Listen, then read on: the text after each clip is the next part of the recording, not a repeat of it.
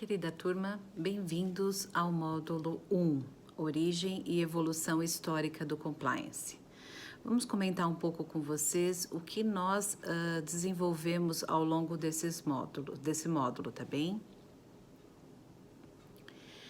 Bom, primeiramente o conteúdo dele foi sobre toda essa conceituação teórica, a origem no âmbito internacional. Então, nós falamos aí da Security Exchange Commission, falamos bastante dessa parte internacional, o FCPA, que é o Foreign Corrupt Practices Act, e também sobre a Bribery Act da Inglaterra. A terceira parte foi sobre a legislação brasileira e a interferência nos modelos internacionais.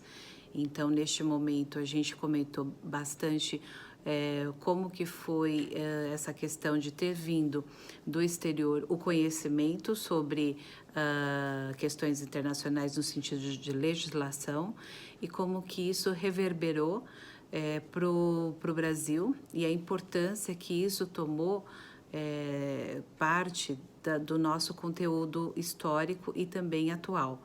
Então, essa terceira parte ela é extremamente importante porque ela dá uma visibilidade o que aconteceu no exterior e como isso foi definitivo e significativo para que nós, como Brasil, também tomássemos uma postura muito mais voltada às leis internacionais, também mesmo porque a gente tem várias empresas internacionais, multiculturais, que exigiram do Brasil esse posicionamento diferente e sério. Então, essa é uma parte bastante importante. E, por fim, que foi motivo também de bastante discussão em sala de aula, a questão da competitividade de mercado e a boa governança. Quando a gente fala deste módulo, a gente faz uma reflexão a respeito da origem especificamente do compliance, analisando aí toda a evolução histórica, legislativa e organizacional que foi assim primordial para que também nós pudéssemos avançar na nossa vida como ética, na parte de governança corporativa e, por fim, em compliance. Então, introduzimos aí os conceitos básicos para a formação profissional de compliance. Interessante que nesse primeiro momento a gente acha que não tem conhecimento sobre o assunto. Compliance é uma palavra basicamente desconhecida e está sendo introduzida recentemente, o que dá uma certa impressão para a gente errônea que a gente não conhece as práticas de ética e governança, mas quando a gente começa a discutir os casos, a gente traz ali as situações do dia a dia, a gente comenta empresas que não se utilizaram de boas práticas, a gente percebe que isso está muito mais no nosso do dia a dia do que a gente imaginava. Bom, então vamos especificamente falar sobre o conceito de compliance. Então, o Instituto Compliance ele é antigo e muito difundido e aplicado no exterior. O Brasil, que por muito tempo aí ficou somente observando inerte a impunidade de pessoas físicas e jurídicas, com grande poderio econômico, político e organizacional, está aprendendo que o conhecimento é necessário e baseado neste crescimento do conhecimento, alguns pilares como organização, comprometimento, transparência, honestidade e competência são fundamentais. Caso não queiram citar sempre esses 5, lembre-se que então de nomear somente uma palavra. Então, compliance, já que abrange aí todos os conceitos elencados referente a comprometimento, transparência e assim por diante. Então, quando a gente fala especificamente de compliance, nós aprendemos que este não é um conceito de aplicação temporária para as organizações se comportarem, visando aí conseguir cumprir exigências ou adequar-se às instruções normativas. Pelo contrário, as organizações, na atualidade, devem respirar, viver e exalar em todas as suas atividades o Instituto, ora em um estudo, ora numa situação específica. Então, a exigência de adequação não é só do meio empresarial em si, mas também da própria sociedade, que é aí detentora da palavra final dos produtos e serviços que chegam até ela, que saturada de tantas demandas e ilegalidades, clamou aí por soluções definitivas, e as organizações perceberam que só existiam duas opções: adequação ou extinção. E isso não é uma questão que deve ser negligenciada. Então, efetivamente, hoje em dia, a gente percebe essa exigência, essa demanda, e as empresas precisam efetivamente aí ficar bastante atentas. É claro que não vivemos num mundo perfeito, pelo contrário, há resistências claras nessa caminhada, e a gente comentou isso bastante nesse módulo, e a possibilidade de andar com lisura, pagar imposto e adequar-se às leis é capaz de deixar com náusea aqueles que já estavam acostumados com ilegalidade, corrupção e vantagens. Então, apesar da inconformidade de tais elementos, o compliance chegou não como apenas mais um vento de doutrina, mas efetivamente como um marco, como uma mudança tão esperada e agora ao alcance das nossas mãos.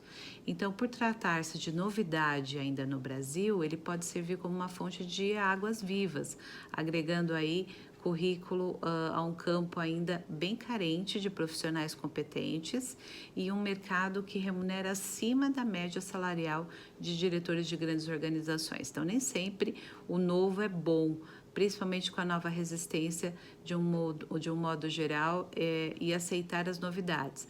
Mas, neste caso, o que chamamos de cultura de compliance, ela já é uma realidade para nós. Então, a gente entende que não vai ser realmente um modismo. A expressão compliance, ela se origina do verbo em inglês, to comply, que significa, em síntese, satisfazer as imposições de ordem legal ou de ordem interna da empresa. Então, o objetivo das normas de compliance, ela é focar o resultado a ser atingido, ou seja, mitigar os riscos decorrentes do cometimento aí de condutas pessoais organizacionais consideradas ilícitas ou incoerentes com princípios, missões, visão ou objetivos de uma empresa. Já o termo risco de compliance é definitivo como risco legal, de sanções regulatórias, de perda financeira ou perda de reputação, que em uma organização pode sofrer como resultado de falhas no cumprimento de lei, regulamentações, código de conduta e boas práticas.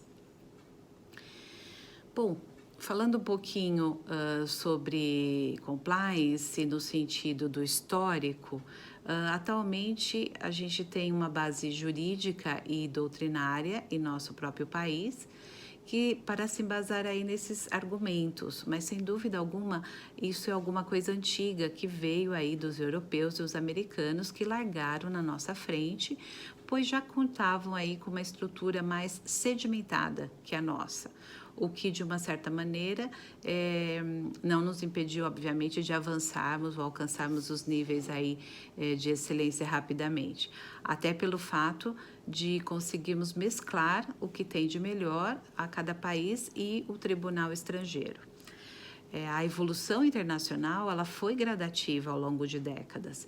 Vamos listar, por exemplo, o surgimento das normas e dos órgãos para uma melhor compreensão acerca da mesma. Para vocês terem uma ideia e contextualizar, a Grande Depressão, que foi terrível crise econômica que assolou definitivamente ali os Estados Unidos em 1929, ela foi a principal razão para a criação da Security and Exchange Commission, que é o SEC, que é a Comissão de Valores Imobiliários dos Estados Unidos. É uma agência federal cuja responsabilidade vela aí pela aplicação das leis e também regula opções de câmbio e valores mobiliários.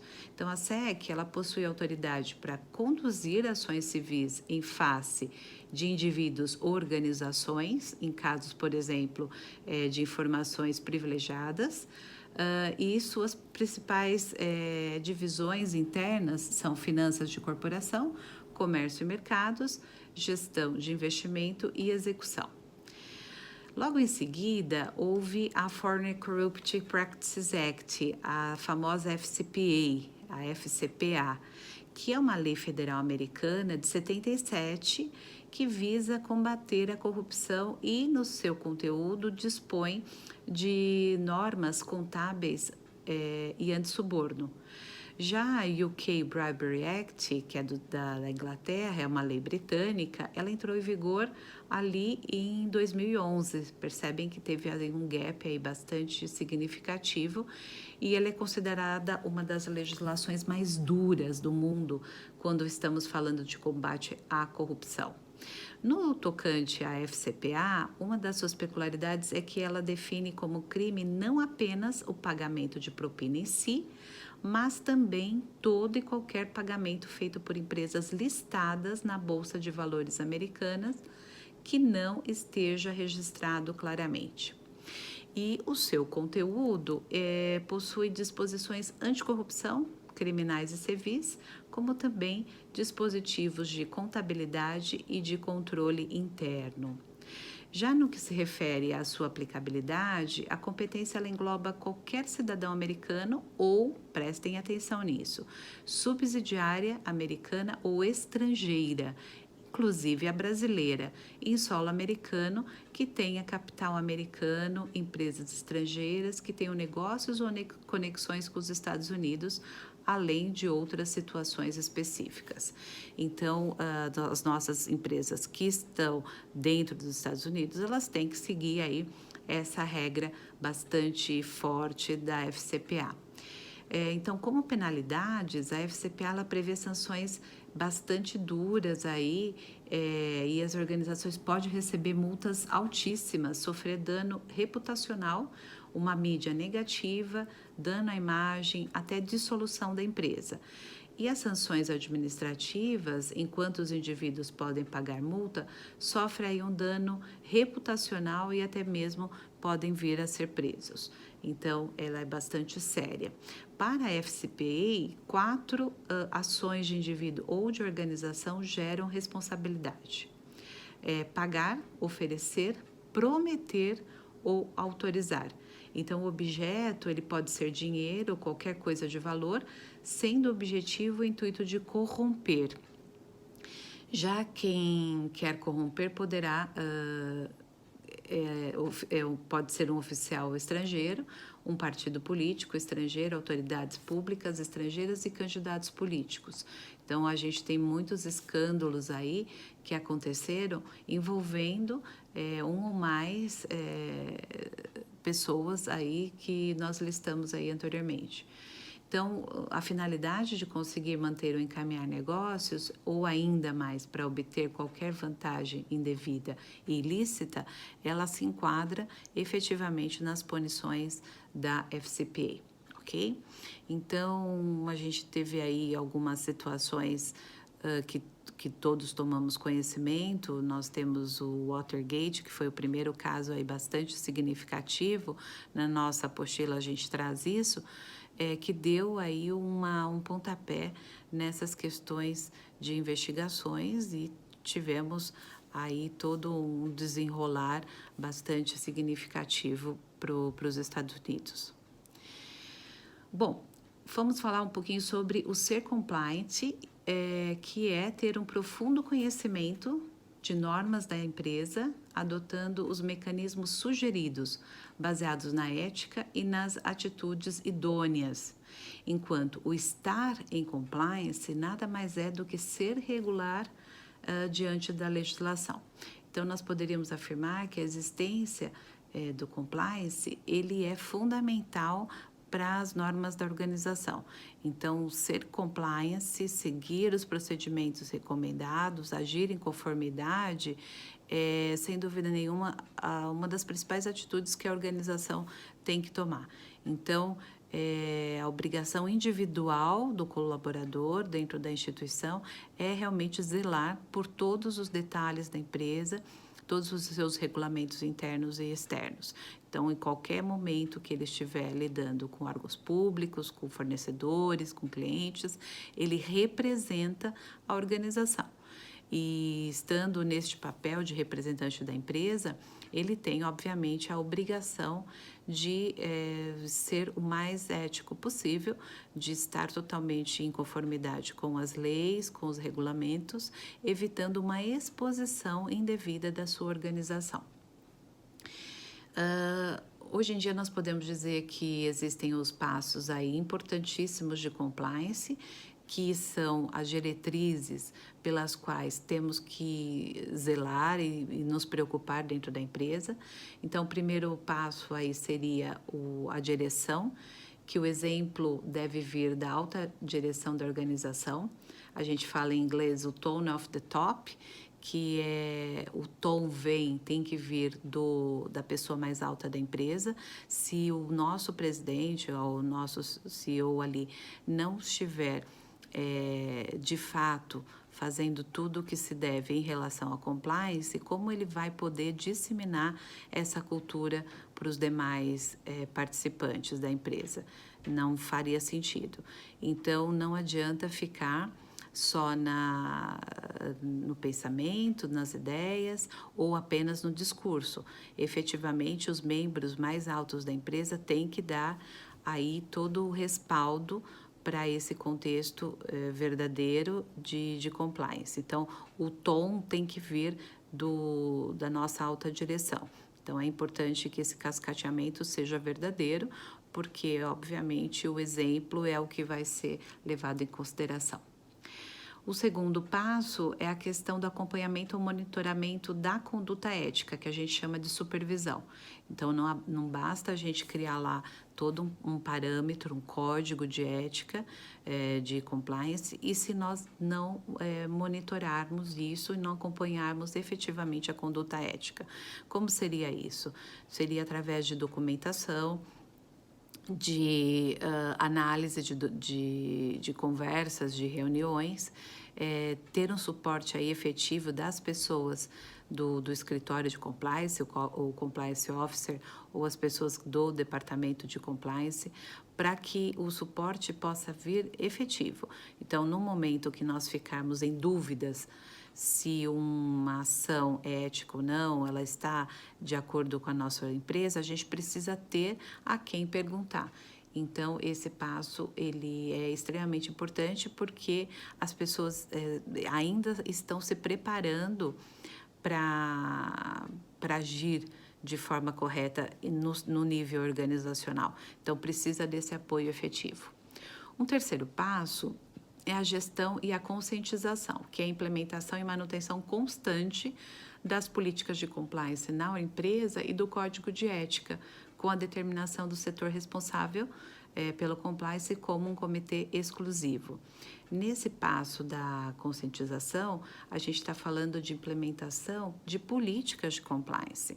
Então, tem que ter em algum lugar escrito como a empresa deve agir.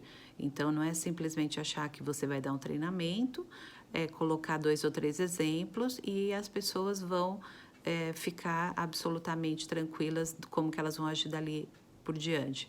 Precisa, sim, ter uma política forte, escrita, disseminada, treinada para as pessoas e na qual os colaboradores tenham a sustentação de como agir. Então, para eu estar em compliance, eu preciso ter ali todo o subsídio da empresa, o meu código de ética, para eu saber se o que eu estou fazendo é correto, se eu estou agindo de acordo com o que a minha organização espera. Então, é preciso esse passo aí da gestão e conscientização. O quarto passo muito importante é a do Risk Assessment, que é estimativa e monitoramento dos riscos inerentes a cada situação evidenciada. Eu diria para vocês que o Risk Assessment, que é a determinação do gerenciamento de risco, talvez seja a primeira das funções do Compliance Officer, de quem vai seguir no processo do compliance. Por quê? Porque eu consigo mapear a minha realidade. Então, dependendo do nicho que eu estou, do mercado que eu esteja, de que tipo de negócio eu faça, eu tenho um risco diferente. Então, as empresas não são iguais, elas variam. E com isso, o risco ele tem que ser mapeado de acordo com a realidade da organização. Então, neste momento, eu preciso fazer uma estimativa e monitoramento para aquela situação.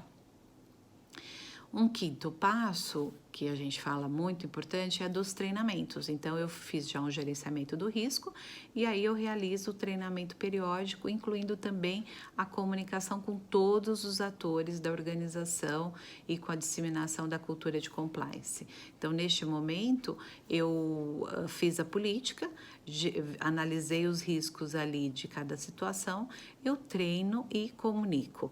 A comunicação, ela tem que ser ampla, lembrando que os canais de comunicação devem variar, obviamente, de acordo com o meu público. Então, eu posso colocar em mural, posso mandar e-mail, pôr numa TV corporativa, fazer panfletos, folders, o que quer que seja, desde que eu tenha um atingimento ali de todos os stakeholders, de todas as pessoas que efetivamente fazem parte da minha empresa.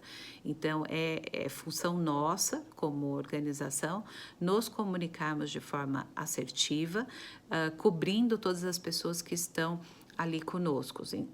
Então, é importante que a gente saiba qual é a comunicação mais efetiva, treine as pessoas, realize esses treinamentos constantemente, então não é uma vez e aí acabou a história, não, você vai ter que treinar mesmo porque existem às vezes atualização de política ou mesmo para o refreshment que nós falamos, que é a necessidade de que as pessoas sempre estejam conscientes dos riscos que sofremos como empresa, então é importante que esses treinamentos sejam recorrentes. Um sexto passo é a revisão periódica. Então, a melhoria, adaptação e correção da política de compliance, ela não é estática. Eu posso identificar um risco novo, eu posso verificar como que a minha empresa precisa sofrer uma adaptação e para isso essa política ela acaba sofrendo sim aí uma atualização de tempos em tempos. Então, novamente, não pensem que a gente faz uma política e ela não vai se renovar. Ela tem que se renovar e isso faz também com que a gente tenha provas, num caso de uma auditoria ou de sermos autuados pelo governo, etc., da gente poder comprovar através de atualização de política e treinamento, comunicação devida, que a empresa fez o seu papel. Pode não ter sido efetivo por N situações, mas que ela teve ali a sua responsabilidade efetivamente.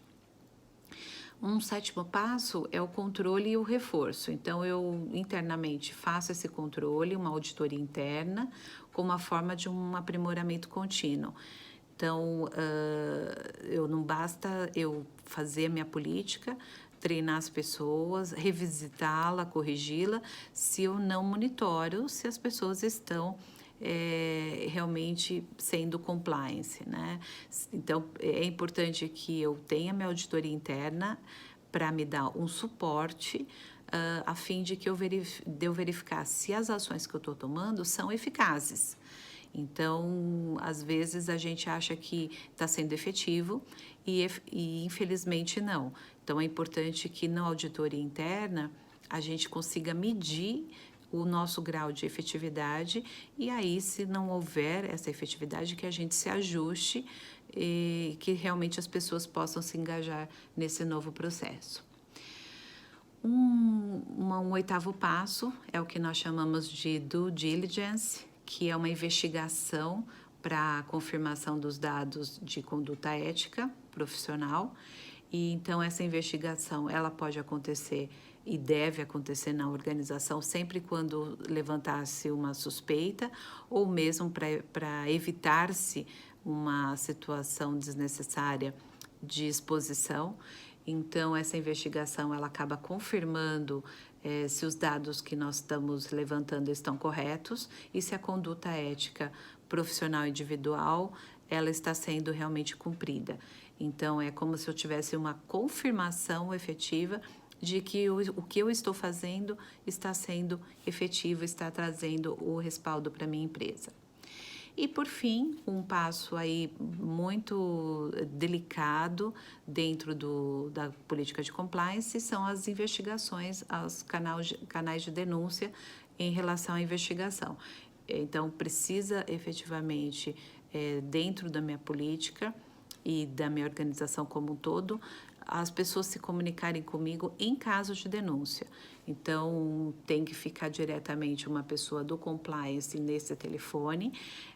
Esse número ele deve ser informado para todos extensivamente e as pessoas podem ter absolutamente o sigilo em relação às denúncias. Então, não pode ter punição, não pode ter coibição de informação, nada disso. Então, a pessoa tem que se sentir à vontade em fazer suas denúncias e ter certeza que elas vão ser tratadas com bastante seriedade, sigilo, de uma forma neutra, e com isso ela consegue ter certeza que a sua expectativa, quando ela fez a denúncia, foi atingida.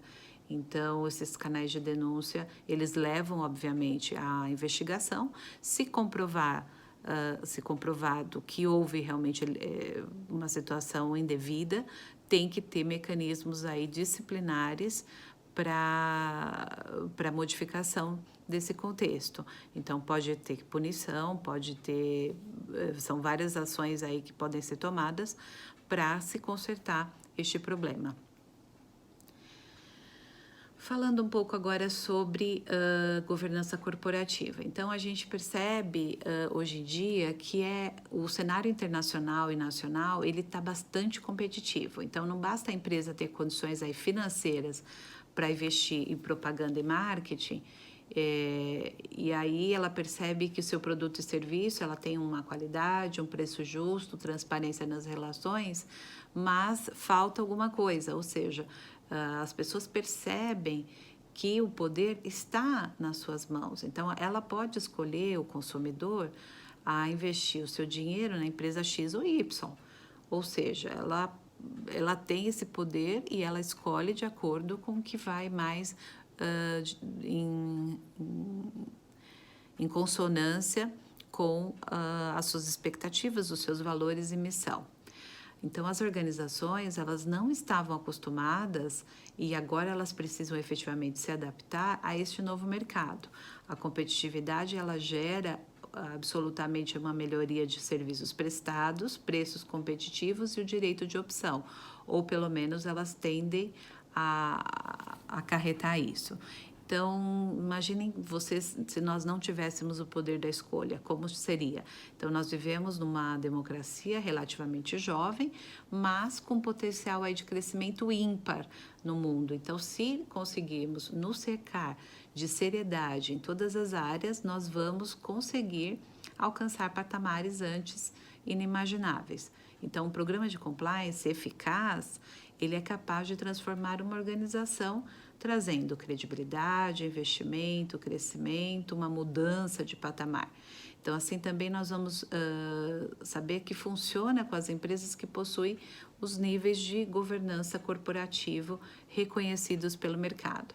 Então, as empresas que possuem uma boa governança, uma boa gestão, são bem administradas de forma transparente, prestando contas, e automaticamente terão aí seus títulos valorizados pelos investidores.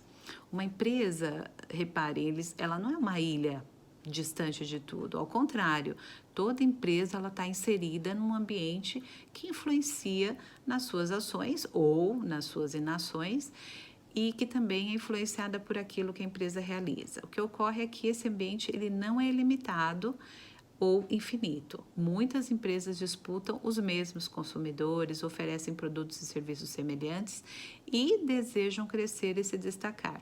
E daí nasce a competição. O desafio de toda a organização, portanto, é possuir uma gestão adequada, produtos e serviços de qualidade e de uma boa estratégia de atuação que permita a empresa competir e aproveitar bem as oportunidades que seu mercado oferece. Então, os princípios fundamentais, caracterizadores de um programa de compliance são comprometimento e suporte da alta administração da empresa. A área de compliance deve ser independente, com funcionários e condições materiais suficientes e deve ter um acesso direto à alta administração da organização, ao conselho de administração. Então, o mapeamento e análise de risco, estabelecimento de controles e processos, criação de meios de comunicação internos e treinamentos e a própria existência de mecanismos para recebimento das denúncias, elas vão manter esse programa de compliance vivo. Então, sem esse aparato todo, a gente não consegue enxergar que a organização está sendo respaldada. Então, o compliance ele é tão aplicável dentro da governança corporativa que o próprio Instituto Brasileiro de Governança Corporativa, o IBGC, disse que o Instituto representa uma adoção de políticas de boa governança corporativa destinadas à diminuição dos riscos das empresas. Aliás, vejamos a definição de governança corporativa, que está aí colocado para vocês, é a seguinte: governança corporativa é o sistema pelo qual as empresas e demais organizações são dirigidas, monitoradas e incentivadas, envolvendo os relacionamentos entre sócios, conselho de administração, diretoria, órgão de fiscalização e controle e demais partes interessadas. As boas práticas de governança corporativa convertem princípios básicos em recomendações objetivas, alinhando interesses com a finalidade de preservar e otimizar o valor econômico de longo prazo da organização, facilitando seu acesso a recursos e contribuindo para a qualidade de gestão da organização, a sua longevidade e o bem comum. Então, a governança corporativa ela é o alicerce fundamental para as práticas de compliance. Eu só consigo ser uma empresa séria, ter ali as minhas diretrizes bem determinadas, a minha organização, respeitar os procedimentos, se a governança, ou seja, a gestão da administração for forte, for verdadeira, estar ali embasada em questões muito fortes de governança corporativa. Então, não adianta, uma coisa não existe sem a outra. Então, eu preciso efetivamente aí preservar e otimizar o valor econômico da organização para que ela possa ter sua longevidade, porque para isso que as organizações existem, para elas continuarem a existir no país e trazer, obviamente, trabalho, pagar os seus impostos, ter o seu papel também social. Então, a governança, ela dá um peso muito essencial para que depois eu desenvolva as minhas práticas de compliance. Então, é o primeiro passo para que eu seja considerada como organização séria. E aí, por fim, deste módulo 1, trazemos um exemplo. Nós tivemos a discussão de vários exemplos de empresas não conforme que tiveram a sua boa imagem bastante prejudicada, inclusive muitas empresas acabam sofrendo sanções, multas e outras até morrem, não tem mais a possibilidade de se reerguer por questões muito graves. sejam elas falta de pagamento de impostos, sejam elas assédio moral, assédio sexual, outras tantas penalidades que nós vemos. Então, no que tange à origem da prática de governança corporativa, a corrente doutrinária mais aceita é aquela que indica que esta nasceu para superar o conflito da agência clássico. Ou seja, o proprietário, que é o acionista, delega a um agente especializado, um administrador, o poder de decisão sobre a empresa. E aqui podem surgir divergências no entendimento de cada grupo daquilo que consideram o melhor para a organização. E esse tipo de conflito é muito comum na Inglaterra, nos Estados Unidos, locais que a propriedade da companhia é mais pulverizada. No Brasil, onde predomina uma concentração maior de propriedade, os conflitos se dão normalmente quando entram novos sócios ou herdeiros. E nesses cenários, a governança corporativa deve equacionar os conflitos em prol da empresa. Veja o exemplo aí do Walmart. Ele foi acusado em 2012, de realizar pagamento de propinas a agentes públicos em diferentes países do mundo, e a empresa viu-se obrigada, além de recolher uma multa milionária às infrações, investir pesadamente nas investigações de possíveis pagamentos ilegais nos anos seguintes. Os dados públicos da empresa revelam que, a partir de então, já foram gastos 700 milhões de dólares em atividades de compliance. Recentemente, agora em junho de 2019, saiu-se o valor da multa e a empresa desembolsou aí, para fechar o caso com a SEC, 144 milhões e depois mais 138 milhões para encerrar as acusações do Departamento de Justiça. Há quem diga, os especialistas da área de compliance, que esse valor não foi maior, justamente porque quando se começou a investigar, a partir daí fez-se uma reestruturação muito séria dentro do varejista, então a partir de 2012 até agora, de modo que as operações da Walmart se tornaram muito mais éticas e corretas. Então, agora que fechou essa multa, dizem que esse valor de 282 milhões seja um valor relativamente baixo, pelo tanto que poderia ser, justamente porque desde o início, quando começou-se a fazer a análise desses dados, a empresa tinha praticamente nenhum programa de compliance, e a partir daí ela teve uma sustentação muito forte, começou a fazer vários processos internos muito mais voltados para a área de compliance, o que resultou aí num monitoramento de todo o processo e nessa redução de pena, então, de que é a multa, né?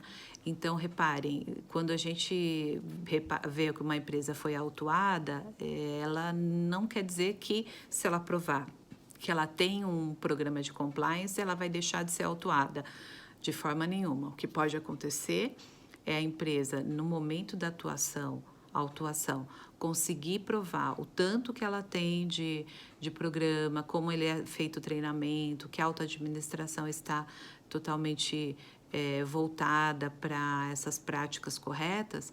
O que deve acontecer é uma redução da pena.